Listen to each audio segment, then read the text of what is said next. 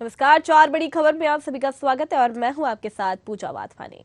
आप पहली बड़ी खबर में बात करेंगे उत्तर प्रदेश से है, जहां नगर निकाय चुनाव के लिए सरकार की ओर से जारी ओबीसी आरक्षण को इलाहाबाद हाईकोर्ट की लखनऊ बेंच ने रद्द कर दिया है। दूसरी बड़ी खबर छत्तीसगढ़ से है, जहां मुख्यमंत्री भूपेश बघेल अपने प्रदेश व्यापी भेंट मुलाकात अभियान के तहत बेमेतरा जिले के साजा विधानसभा में आम जनता से रूबरू होकर चर्चा की। तीसरी बड़ी खबर में बात करेंगे संविदा स्वास्थ्य कर्मचारियों की हड़ताल की, जो 13वें दिन भी जारी है। चौथी और आखिरी बड़ी खबर में बात करेंगे खातेगांव विधानसभा क्षेत्र में सत्ता के नशे में चूर राजनेताओं के बारे में। तो चलिए शुरू करते हैं 4 बड़ी खबर।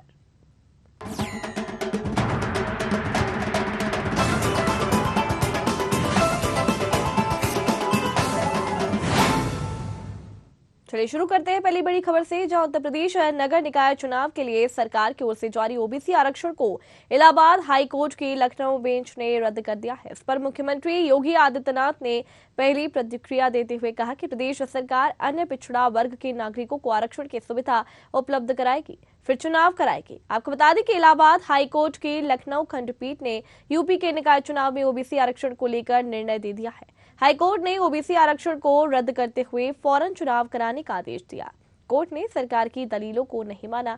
कोर्ट ने अपने फैसले में कहा कि ट्रिपल टेस्ट के बगैर ओबीसी को कोई आरक्षण न दिया जाए। ऐसे में बगैर ओबीसी को आरक्षण दिए स्थानीय निकाय चुनाव कराए जाएं।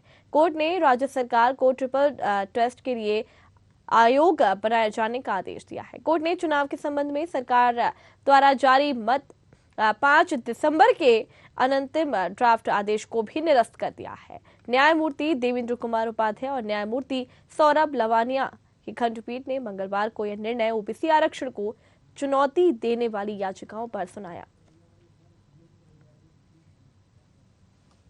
तो पहली बड़ी खबर उत्तर प्रदेश से है, जहां उत्तर प्रदेश नगर निकाय चुनाव के लिए सरकार की ओर से जारी ओबीसी आरक्षण को इलाहाबाद हाईकोर्ट की लखनऊ बेंच ने रद्द कर दिया है। इस पर मुख्यमंत्री योगी आदित्यनाथ ने पहली प्रतिक्रिया देते हुए कहा कि प्रदेश सरकार अन्य पिछड़ा वर्ग के नागरिकों को आरक्षण की सुविधा उपलब्ध कराएगी, फिर चुनाव कराएगी।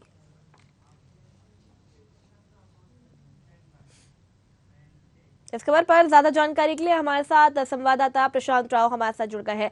प्रशांत, नगर निकाय चुनाव के लिए सरकार की ओर से जारी ओबीसी आरक्षण को इलाहाबाद हाईकोर्ट ने लखनऊ बेंच से रद्द कर दिया है। अब आगे की क्या रणनीति होगी? अगर सुप्रीम कोर्ट ने भी इसे रद्द कर दिया या इसी तरीके का फैसला आया, तो क्या आगे की रणनीति हो सकती है?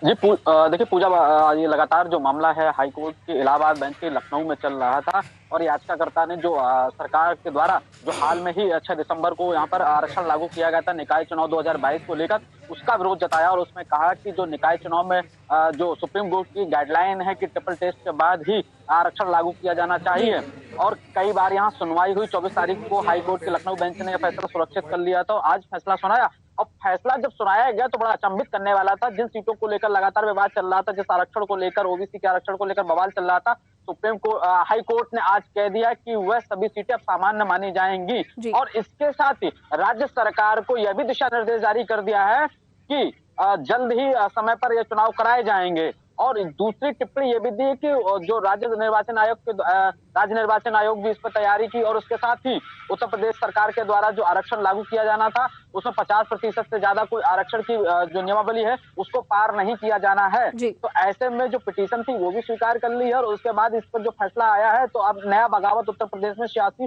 शुरू हो गया है। उत्तर प्रदेश सरकार के खिलाफ तमाम जो विपक्षी दल हैं उन्होंने घेरना शुरू कर दिया। हालांकि मुख्यमंत्री योगी आदित्यनाथ ने जैसे ही ये हाईकोर्ट का फैसला आया उसके बाद उन्होंने सफाई दी है कि उत्तर प्रदेश सरकार निकाय चुनाव को लेकर कटिबद्ध है और ओबीसी आरक्षण के हक को लेकर उत्तर प्रदेश सरकार उस नियमावली को पूरा करेगी। अगर किसी भी तरीके की कोई खामी अगर लग रही है, कहीं भी कोई आपत्ति आती है तो उसका निस्तारण किया जाएगा, उसके बाद ही चुनाव तय समय पे कराए जाएंगे। साथ ही जो भारतीय जनता पार्टी के उत्तर प्रदेश में सहयोगी दल है उसमें अपना दल एस उसने भी अपनी आपत्ति दी है और ये कहा है कि जो हाईकोर्ट का फैसला आया है उसका अध्ययन किया जाएगा। उसके बाद ओबीसी के हक के लिए अगर किसी भी तरीके से ये लगता है तो उसमें कोई जाति हुई है तो उसके लिए सुप्रीम कोर्ट का दरवाजा खटखटाया जाएगा। और इसके साथ ही बहुजन समाज पार्टी की चीफ मायावती ने ट्वीट कर भी इसमें कहा है कि बहुप्रतीक्षित जो निकाय चुनाव उत्तर प्रदेश के थे उसमें सरकार में कहीं ना कहीं निकाय चुनाव जो आरक्षण का उसमें कोई कमी रह गई है, जिसके चलते ये जो ओबीसी का अधिकार मारा जा रहा है, यानी कि जो सीटें थी ओबीसी की वो जनरल कर दी गई हैं। ये बहुत ही गलत है। उत्तर प्रदेश सरकार को चाहिए कि ऐसी स्थिति में चुनाव को बेहतर और महत्वपूर्ण बनाने के साथ ही ओबीसी का जो हक है वो दिया जाए, इसमें संशोधन हो और उसके बाद चुनाव आगे तय समय पर कराए जाएं। समाजवादी पार्टी पहले ही लगातार कहती रही है कि भारतीय जनता पार्टी की नीयत ही नहीं है चुनाव कराने की। जी। कई बार अखिलेश यादव जो पार्टी के सुप्रीमो है समाजवादी पार्टी को, उन्होंने भी योगी सरकार पर आरोप लगाया कि भारतीय जनता पार्टी की चुनाव की तैयारी नहीं है और जिस तरीके से भी हाल में ही जो उपचुनाव हुए हैं उससे जनता में नाराजगी है, तो ऐसे में नाराजगी को भांपते हुए भारतीय जनता पार्टी निकाय चुनाव नहीं कराना चाहती है। जी। तो वहां पर आज समाजवादी पार्टी का जैसे ही फैसला हाई कोर्ट में आया, उसके बाद उनको नेताओं ने, समाजवादी पार्टी के नेताओं ने भारतीय जनता पार्टी को घेरना शुरू कर दिया। उसके बाद भारतीय जनता पार्टी के प्रदेश अध्यक्ष भूपेंद्र चौधरी ने भी एक ट्वीट किया। उसके लिए उन्होंने कहा कि उत्तर प्रदेश सरकार और भारतीय जनता पार्टी ओबीसी के संवर्धन और संरक्षण, उनके अधिकार की रक्षा के लिए कटिबद्ध प्रतिबद्ध है और अगर सुप्रीम कोर्ट ने जो अपना फैसला सुनाया उस पर सरकार विचार करेगी और उसके बाद नए सिरे से ओबीसी आरक्षण देते हुए ये चुनाव कराए जाएंगे। जी जी, तो जिस तरीके से ओबीसी आरक्षण को यहाँ पर रद्द कर दिया गया है और देखा जाए तो जो दूसरे राजनीतिक दल है उन्होंने भी इसको मुद्दा बनाते हुए खेलना शुरू कर दिया है। क्या माहौल अब उत्तर प्रदेश में देखने को मिल सकता है? क्या ओबीसी वर्ग के लोग नाराज हो सकते हैं भारतीय जनता पार्टी से? बिल्कुल, देखिए विपक्ष को बैठे बैठाए एक मुद्दा मिल गया है क्योंकि 6 दिसंबर को उत्तर प्रदेश निकाय 2022 में यानी कि 2022 में चुनाव होना था। तो ऐसे में जिस तरीके से यहाँ पर विवाद शुरू हो गया, 12 दिसंबर को पिटीशन एक दाखिल कर दी गई थी कि ओबीसी का जो रिजर्वेशन था वो सुप्रीम कोर्ट की गाइडलाइन 2017 ट्रिपल टेस्ट के आधार पर नहीं रखा गया है, उसको बेस बनाया गया है। हालांकि सुप्रीम कोर्ट और ने ये कहा है कि उत्तर प्रदेश राज्य सरकार और जो पिछड़ा वर्ग आयोग है ये समन्वय स्थापित करते हुए और ये सुनिश्चित कर ले कि जो पिछड़ा वर्ग के लिए जो आरक्षण दिया गया है उसको पूरा कर लिया गया है और ट्रिपल टेस्ट के आधार पर इसको रखा गया है। उसके बाद आगे समय सीमा के आधार पर इस चुनाव को निर्धारित किया जाए। लेकिन जैसे ही आज ये फैसला आया और ये कहा गया कि ओबीसी का रिजर्वेशन सामान्य माना जाएगा और उत्तर प्रदेश सरकार तय समय पे अपना चुनाव कराए, उसके बाद विपक्षी दलों ने भारतीय जनता पार्टी को घेरना शुरू कर दिया। हालांकि भारतीय जनता पार्टी ने ये कहा है कि इस पर रिवीजन होगा और उसके बाद उत्तर प्रदेश में तय समय पर ओबीसी के आरक्षण को देते हुए ही चुनाव कराए जाएंगे।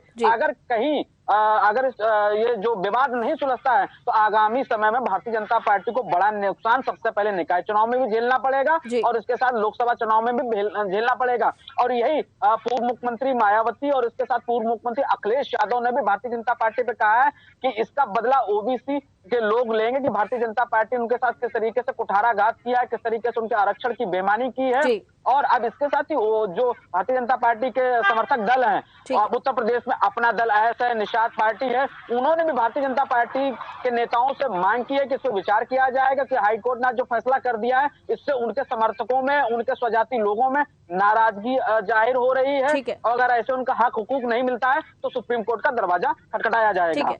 चलिए, बहुत बहुत शुक्रिया प्रशांत हमारे साथ जुड़ने के लिए, जानकारी देने के लिए। तो ये थी आपके सामने पहली बड़ी खबर। बढ़ते हैं दूसरी बड़ी खबर की तरफ, जहां छत्तीसगढ़ के मुख्यमंत्री भूपेश बघेल अपने प्रदेशव्यापी भेंट मुलाकात अभियान के तहत बेमेतरा जिले के साजा विधानसभा में आम जनता से रूबरू होकर चर्चा की।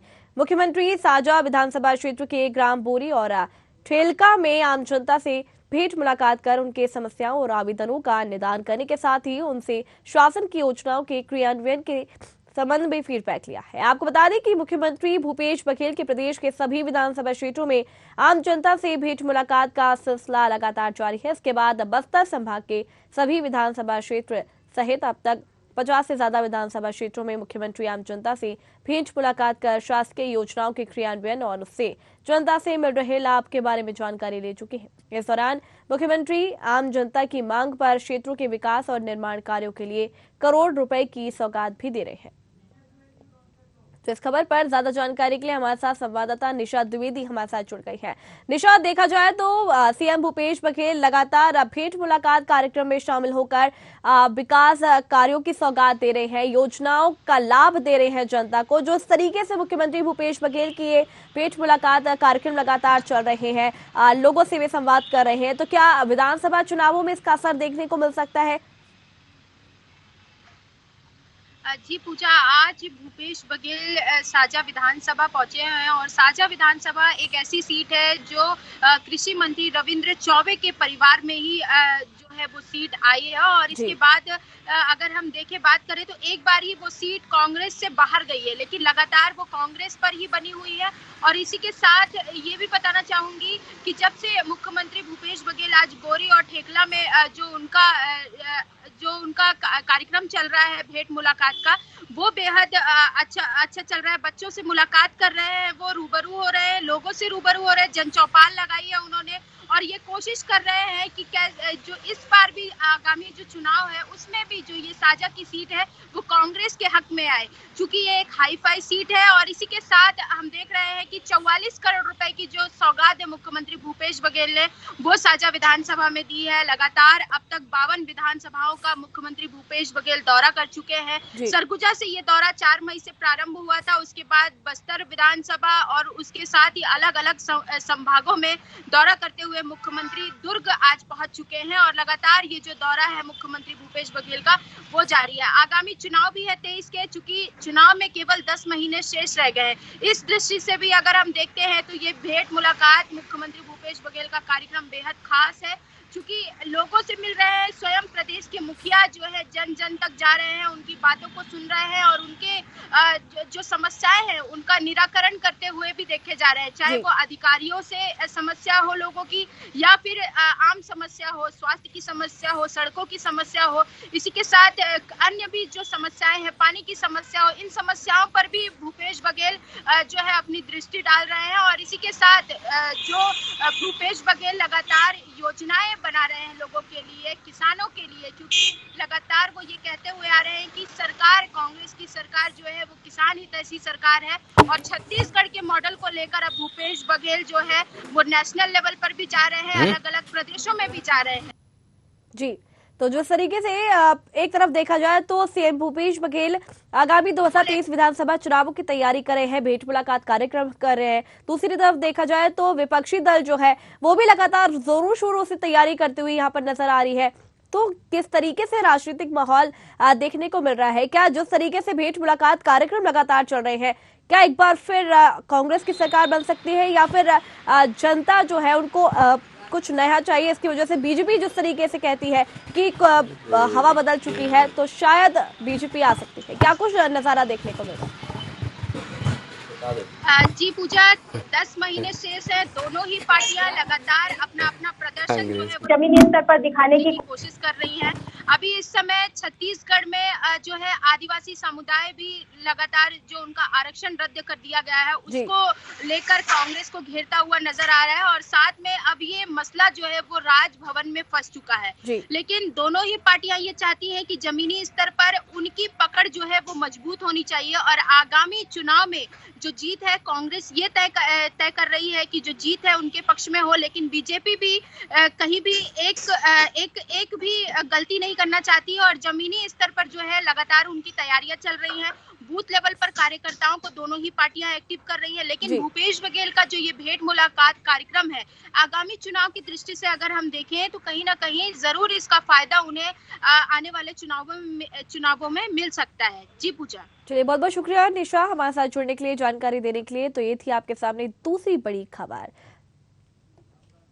बढ़ते हैं तीसरी बड़ी खबर की तरफ, जहां भोपाल में नियमितीकरण की मांग को लेकर संविदा स्वास्थ्य कर्मचारियों की हड़ताल लगातार 13 दिन से जारी है, जिसको लेकर कर्मचारी विरोध प्रदर्शन कर रहे हैं, जिनका समर्थन करने पूर्व कांग्रेस प्रदेश अध्यक्ष अरुण यादव और पीसी शर्मा पहुंचे हैं। जहां पीसी शर्मा ने बताया कि पुलिस ने स्वास्थ्य कर्मचारियों के खिलाफ रिपोर्ट दर्ज कर 8 लोगों को जेल भेज दिया है। साथ ही कहा कि लगातार सरकार संविदा स्वास्थ्य कर्मचारियों को ठगने का काम कर रही है। कोरोना काल में यहां संविदा स्वास्थ्य कर्मचारी देवदूत बनकर आए थे। यदि कांग्रेस की सरकार 2023 में बनती है तो संविदा स्वास्थ्य कर्मचारियों को नियमित किया जाएगा।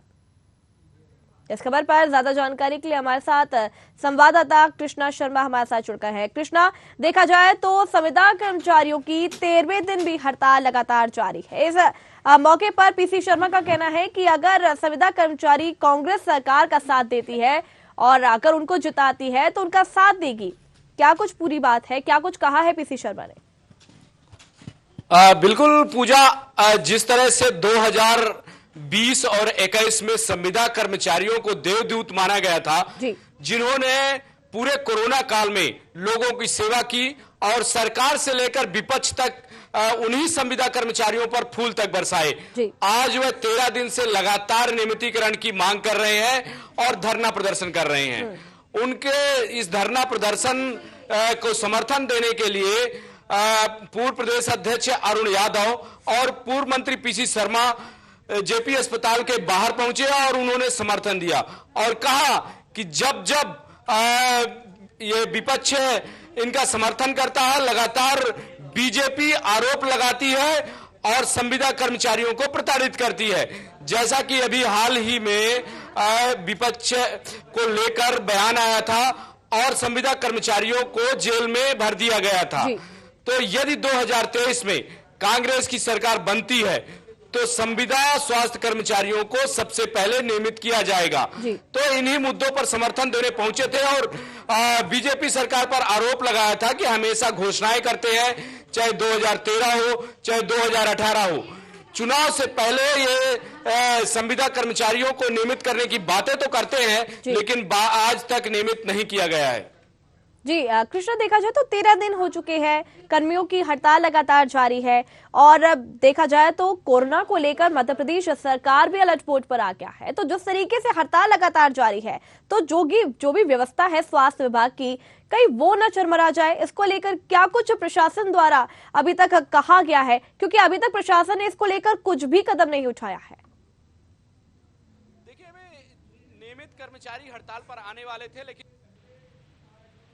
संविदा स्वास्थ्य कर्मचारी हैं वो तो हड़ताल पर हैं और नियमित स्वास्थ्य कर्मचारियों की सरकार से बात हो गई, इस कारण इस हड़ताल पर नहीं आए हैं। तो जो अभी व्यवस्थाएं चरमरा रही थी वो उन व्यवस्थाओं को संभाल लिया गया है, लेकिन यदि संविदा स्वास्थ्य कर्मचारियों को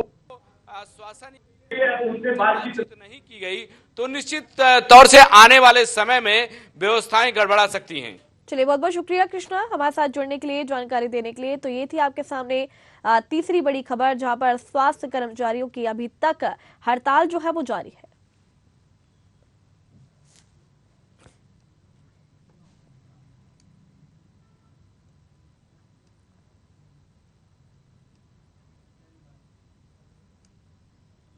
बढ़ते हैं चौथी और आखिरी बड़ी खबर की तरफ, जहां खातेगांव विधानसभा क्षेत्र में सत्ता के नशे में चूर राजनेताओं का आतंक दिनों दिन बढ़ता ही जा रहा है। कोई सरकारी संपत्ति को तोड़कर जमींदोज कर रहा है तो कोई महिला अधिकारी को उठा ले जाने की धमकी दे रहा है।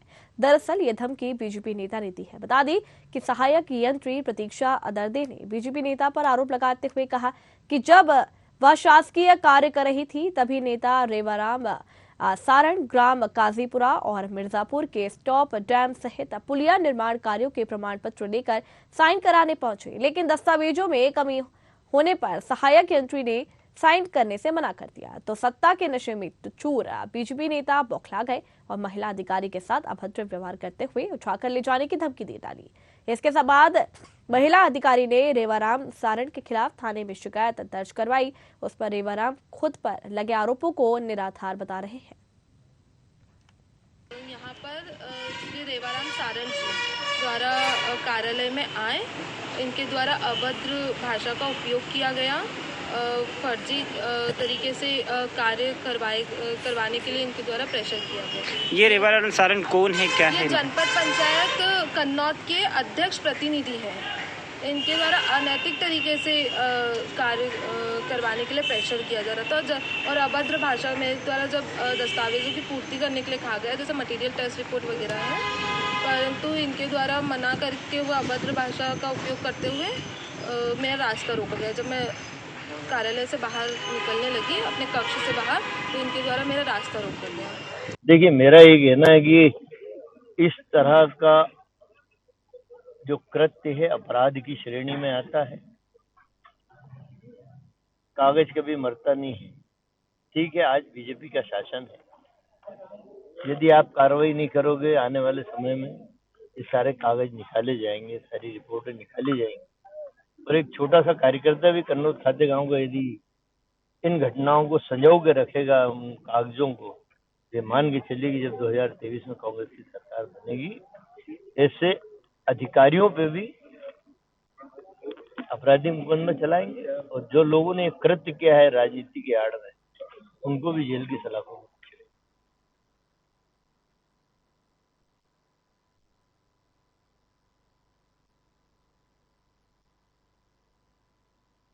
तो इस खबर पर ज्यादा जानकारी के लिए हमारे साथ संवाददाता सुनील यादव हमारे साथ जुड़ गए हैं। सुनील, जिस तरीके से बीजेपी नेता पर कई गंभीर आरोप लगे हैं, क्या कुछ पूरा मामला है? सबसे पहले आप ये बताइए।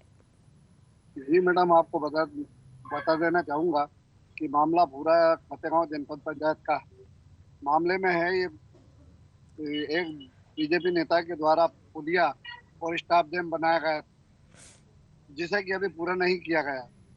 उसी को लेकर बीजेपी नेता उपेंद्र के पास आए और प्रमाण पत्र मांगने लगे पूर्ण का, जबकि काम अधूरा पड़ा है। उपेंद्र का कहना है कि अभी काम अधूरा है, अभी प्रमाण पत्र नहीं दिया। इसी को लेकर बीजेपी नेता गुस्से में आकर उपेंद्र पर भड़के और उठा ले जाने की बात कह डाली है। उपेंद्र और उनके स्टाफ के द्वारा इसी बात को लेकर फतेहगांव थाना गए और उनकी एफआईआर भी दर्ज कराई। जी बिल्कुल, अगर देखा जाए तो बीजेपी नेता ने जिस तरीके से अभद्र व्यवहार किया है और उन पर एफआईआर भी दर्ज करवाई है, तो क्या पुलिस जांच में अभी तक कुछ निकलकर सामने आया है क्या? क्योंकि बीजेपी नेता ने भी इसे निराधार बताया है। पुलिस के द्वारा अभी जांच की जा रही है, मामला पूरा पुलिस ने जांच में लिया है। आगे क्या होना है, पुलिस से पूछा भी गया था, बोले अभी जांच चल रही है। देखा जाए तो बीजेपी नेता पर गंभीर आरोप लगे हैं और मध्य प्रदेश में आगामी विधानसभा चुनाव भी आने वाले हैं, तो जिस तरीके से देखा जाए तो इतने आरोप लगाए जा रहे हैं, तो क्या विधानसभा चुनावों में इसका असर देखने को मिल सकता है? बिल्कुल मिल सकता है मैडम, क्यों नहीं मिल सकता है। बीजेपी के और भी कई नेताओं के द्वारा शासन प्रशासन पर विशेष हमले किए जा रहे हैं, धमकी दी जा रही है, क्योंकि सत्ता पक्ष में होने के कारण इन पर किसी प्रकार की ठोस कार्रवाई नहीं होने के कारण बीजेपी नेता काफी जोश में है। तो बीजेपी नेता पर जिस तरीके से गंभीर आरोप लगाए हैं, तो बीजेपी नेता का क्या कुछ कहना है? उनका यही कहना है कि अभी काम पूर्ण हुआ नहीं है और पेमेंट किया जाए, जबकि उपेंद्र का ये कहना है कि आप पूर्ण करके लाइए काम और उसकी मैं जांच करूंगी, जांच करने के बाद आपका पेमेंट कर दिया जाएगा, लेकिन काम अभी अधूरा पड़ा है। तो इसी को लेकर उनने बीजेपी नेता और उनके कुछ साथी आए और ऑफिस में घुसे और उपेंद्र से अभद्र व्यवहार किया, वे उठा ले जाने की बात कही और बोले देख लूंगा। तो उसको लेकर के अभी तक कुछ जांच में निकलकर सामने आया है कि ये सच है? बिल्कुल, मेरा तो मानना है कि सच है, पर लेकिन पुलिस का ये कहना है कि अभी जांच चल रही है, इस पे आपको जांच करने के बाद बता दिया जाएगा। चलिए, बहुत बहुत शुक्रिया सुनील हमारे साथ जुड़ने के लिए, जानकारी देने के लिए। तो ये थी आपके सामने चौथी और आखिरी बड़ी खबर। तो ये है आपके सामने 4 बड़ी खबर। अगली बार फिर मिलेंगे 4 नई बड़ी खबरों के साथ, तब तक के लिए देखते रहिए न्यूज़ आर।